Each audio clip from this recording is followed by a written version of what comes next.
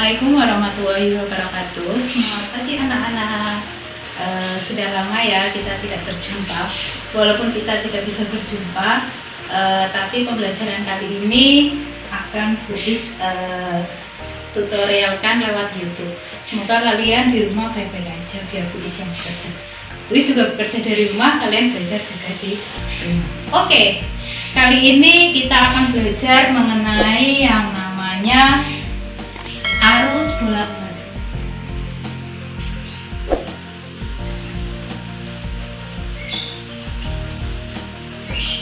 Apa itu arus bolak-balik? Kita sudah mengetahui, dulu kalian di SMP pastinya sudah mengenal apa itu yang namanya arus bolak-balik.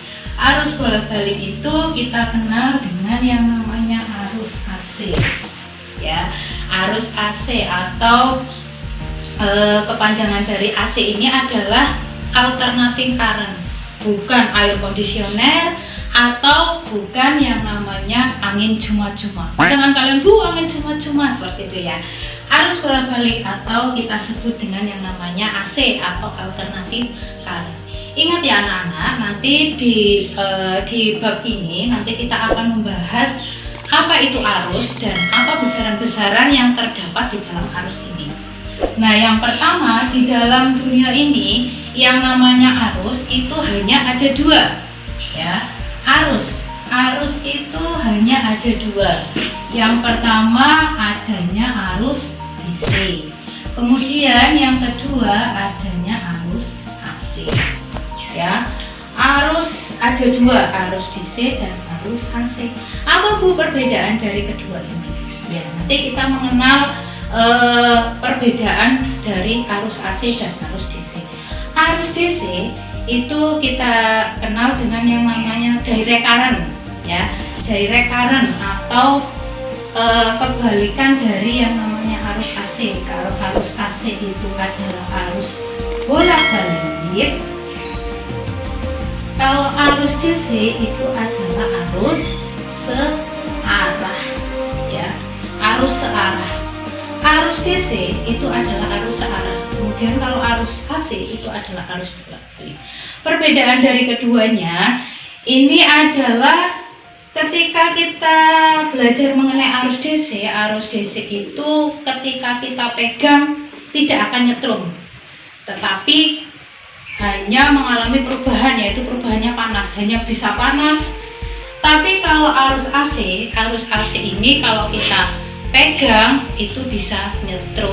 Berarti kalian bisa mengerti perbedaannya ya. Kalau arus AC ini adalah sumbernya dari PLN, tapi kalau arus DC ini tidak. Nah, dari arus DC ini yang pertama itu ada yang namanya baterai, kemudian ada yang namanya aki. Aki apa Bu? Aki-aki. Mantap. Bukan aki ya. Kemudian kalau di dalam kimia itu ada yang namanya elemen volta. Elemen volta, ya. Kita tahu bahwa yang namanya arus DC itu adalah arus searah. Maka di dalam arus DC itu sudah terdapat yang namanya kutub-kutub positif dan kutub negatif. Di dalam baterai ada kutub positif dan kutub negatif. Di dalam aki juga terdapat itu elemen volta pun ada. Itu arus DC. Kemudian yang kedua ada arus AC. Arus AC itu adalah arus bolak-balik, di mana sumbernya itu adalah PLN, ya.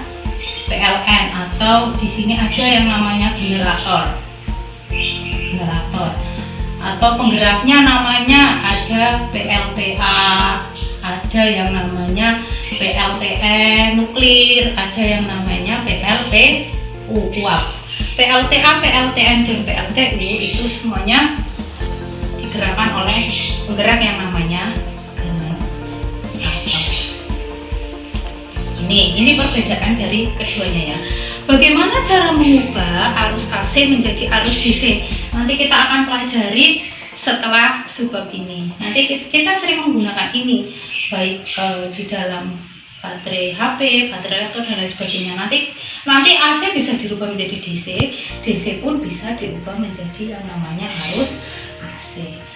Nah, di sini ada besaran-besaran yang terdapat di dalam arus. Yang namanya arus itu kan pasti dapat diukur ya. Arus itu pasti dapat diukur. Nah, alat ukur untuk mengukur arus itu yang pertama ada yang namanya ampere meter. Apa itu ampere meter? Ampere meter itu adalah alat untuk mengukur besarnya arus. Kemudian yang kedua ada yang namanya voltmeter. Voltmeter itu adalah alat untuk mengukur tegangan.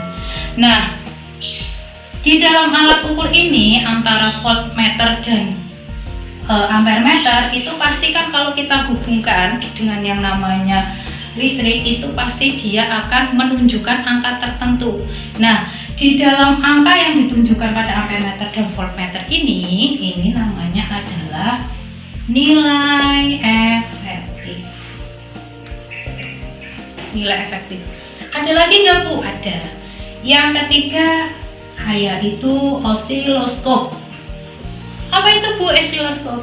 Osiloskop kalau kita bayangkan, osiloskop itu gambarannya adalah yang ada di rumah sakit untuk menentukan detak jantung. Itu kan ada seperti layar seperti televisi ya, itu ada kotak-kotak. Nah, kalau denyut jantungnya sudah tidak ada kan gitu ya. Nah, itu ada yang menunjukkan gelombang-gelombang tertentu, itu namanya osiloskop. Dan dari masing-masing kotak atau masing-masing kotak itu mempunyai nilai sendiri-sendiri. Di dalam osiloskop, nilai yang terdapat di dalam osiloskop, kalau ini nilai efektif, kalau di dalam osiloskop adanya nilai maksimum. Nah, dari keduanya antara nilai efektif dan nilai maksimum itu nanti akan sering kita gunakan di bab ini ya. Di bab ini nanti antara nilai efektif dan nilai maksimum nanti akan sering kita gunakan. Nah, itu yang namanya arus ya, itu arus. Kemudian kalau besaran-besarannya, yang pertama adanya arus maksimum. Arus maksimum. Berarti kalau arus maksimum berarti kita simbolkan dengan yang namanya IM. Ya. Kalau ada arus maksimum, pasti ada yang namanya tegangan maksimum. Tegangan maksimum. Itu kalau tegangan maksimum berarti di sini Vm. Ya. Kemudian kalau ada yang namanya arus maksimum dan tegangan maksimum, pasti ada yang namanya arus efektif. Sini aja ya, nih ya. Ada yang namanya arus efektif.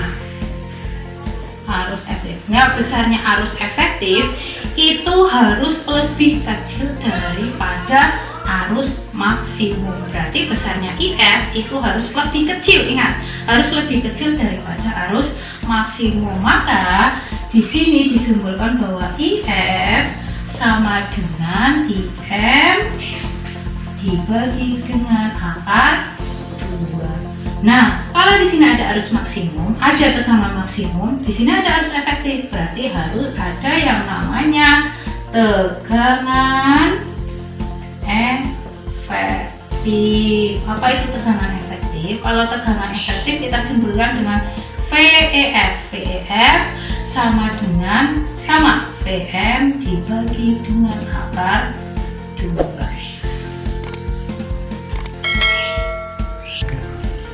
Oke, kita ini contoh soal ya. Contoh soal kita gambarkan mengenai yang namanya osiloskop. Tadi saya sudah menjelaskan bahwa osiloskop itu gambarannya seperti yang ada di rumah sakit. Nah, ini kan ada yang namanya gelombang-gelombang nih, ada yang ke atas, ada yang ke bawah ya. Nah, kalau di rumah sakit yang namanya osiloskop, kalau detak jantungnya tidak ada kan berarti dia garisnya lurus. Nah, kalau ini kan dia mempunyai nilai nih. Nah, nilai ini yang tadi namanya adalah nilai maksimum. Nilai yang ditunjukkan pada osiloskop adalah nilainya maksimum. Oke, sekarang kita kalau ada soal yang seperti ini, Nanti bagaimana sih Bu cara menjawabnya? Nanti kita tentukan saja, dibuat untuk permisalan ya. Nah, di sini ada garis tegangan terhadap waktu ya. Tegangan terhadap waktu kita gambarkan dulu atau kita tuliskan dulu. Kalau di sumbu vertikal itu ada yang namanya tegangan. Vertikal itu ini ya, ini ada tegangan. Kemudian kalau horizontal itu ada yang namanya waktu. Horizontal waktu atas tegangan. Jadi masing-masing kotak ini mempunyai nilai sendiri-sendiri atau mempunyai nilai ya. Contoh soal, misalnya di sini example yang pertama ya. Contoh soal yang pertama, misalnya pasti kalau di dalam soal itu pasti ada yang tentukan dan tentukan. Nah, di sini misalnya yang pertama tentukan yang A ya. Tentukan besarnya tegangan maksimum Vm. Untuk mencari tegangan maksimum itu kita buat permisalan terlebih dahulu. Di sini ada vertikal, juga ada horizontal. Ini kan masing-masing mempunyai kotakan nih. Nah, kalau kita lihat misalnya yang vertikal terlebih dahulu, yang vertikal misalnya satu kotak vertikal itu kita ibaratkan dulu nilainya adalah 10 volt. Satu kotak vertikal itu berarti yang ini itu adalah 10 volt. Nah, kemudian satu kotak horizontal itu kita beri nilai 5 milisekon ya, 5 milisekon. Karena ini bentuknya kotak, maka yang diketahui adalah kotak. Misalnya yang diketahui ini, kemudian kalian disuruh menjawabkan besarnya tegangan maksimum. Maka kalau tegangan maksimum di sini kan ada vertikal, ini ada yang namanya tegangan. Kalau tegangan maksimum itu kita lihat di puncaknya ya, dari tengah-tengah sini nih, dari tengah-tengah sini, dari awal sampai ke puncaknya. Berarti kan ini ya, berarti kan ini sampai sini. Nah, kita hitung ada berapa kotak dari awal sampai ke puncak. Ada 1, 2, berarti di sini ada 2 kotak. 2 kotak vertikal, berarti 2 dikali 10 sama dengan 20 volt. Seperti ini ya. Misalnya nih yang kedua, kita mencari tegangan efektif.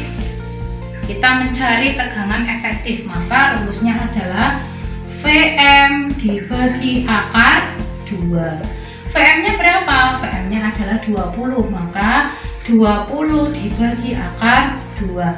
Nah, kita kan bingung mencari ini ya, 20 dibagi akar 2, maka dikalikan akar 2 dikali akar 2.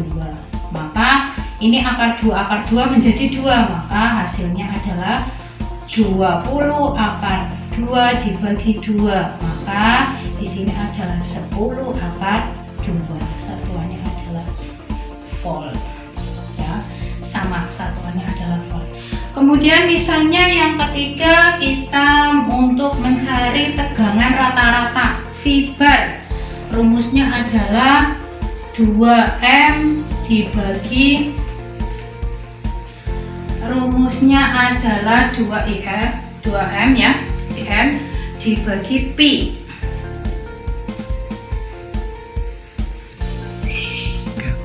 Oh ya, maaf, di sini rumusnya adalah 2 dikali Vm dibagi dengan Pi ya. Maka 2 dikali Vm nya berapa? Vm nya adalah 20 dibagi Pi, maka menjadi 40 per Pi. Pi nya bisa dipecahkan apa tidak? Bisa ya, bisa dipecahkan. Silahkan kalian bisa menggunakan Pi nya 3,14 juga tidak apa-apa. Misalnya lagi di sini kita mencari yang namanya frekuensi. Misalnya mencari frekuensi. Frekuensi ini hubungannya dengan yang namanya periode ya. Berarti di sini kan ada waktu nih, berarti sini periode. Nah, Waktu kalau di sini kan hubungannya dengan yang namanya tegangan. Kalau frekuensi hubungannya dengan waktu. Berarti dia yang ke arah horizontal. Kita lihat dulu nilai dari T-nya. Nilai dari T. T itu adalah periode. Periode itu adalah waktu yang dibutuhkan untuk satu bukit dan satu lembah, ya. Satu bukit dan satu lembah.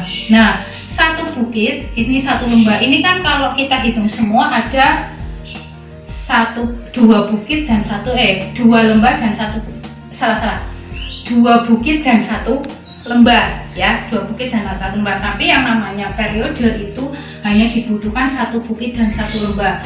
Berarti awalnya dari sini, akhirnya kan di sini, ya. Berarti sampai sini. Kita hitung ada berapa kotak? 1, 2, 3, 4. Berarti ada 4 kotak, ya.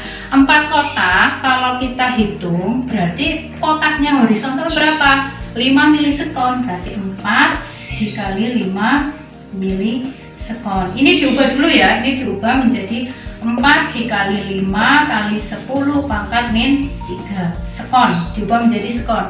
Maka menjadi 20 kali 10 pangkat min 3. Nah, kalau ini dihilangkan 1 kembali ke sini berarti 2 kali 10 pangkat min 2. Nih, kemudian kalau kita sudah menentukan yang namanya periode, kita masukkan frekuensinya. F sama dengan 1 per T. 1 per 2 kali 10 pangkat min 2. Nah, 1 dibagi 2 kan 0,5 dikali 10 pangkat min 2, ini taruh di atas, berarti dikali 10 pangkat 2 maka menjadi 5, ya. Ini oke, terima kasih. Ini adalah bahasan kita pada hari ini. Nanti setelah ini silahkan kalian menjawab soal yang akan saya berikan di link ini juga. Nanti silahkan kalian menjawab di kolom komentar, ya. Nanti untuk absen akan saya absen melalui komentar kalian atau jawaban yang ditulis di komentar kalian. Siapa yang menjawab di situ berarti itu yang termasuk ke dalam anak yang sudah absen. Terima kasih, semoga ilmu yang saya sampaikan semoga bermanfaat. Assalamualaikum warahmatullahi wabarakatuh.